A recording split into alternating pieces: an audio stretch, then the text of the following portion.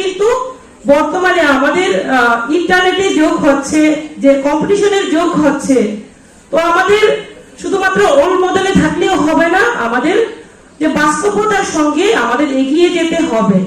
আজকে আমরা দেখি, যদি ইন্টারনেট থেকে শুরু করে আজকে আমরা বিশ্বের কথা যদি চিন্তা করি, তাহলে কিন্তু আমাদের ভারতবর্ষ কিন্তু অনেক এগিয়ে যাচ্ছে।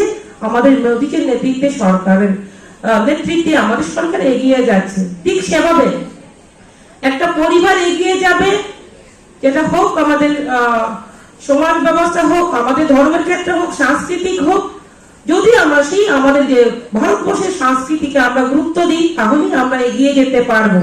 তার জন্য আমাদের এই আমাদের যারা ছাত্রছাত্রীরা রয়েছেন, তাদেরকে কিন্তু আমাদের সেই বিষয় ভালোভাবে জানতে হবে পরবর্তী সময়ে, না হলে আমরা এগিয়ে যেতে পারবো না। আমাদের লক্ষ্য হচ্ছে বিকশিত ত্রিপুরা গঠন করা।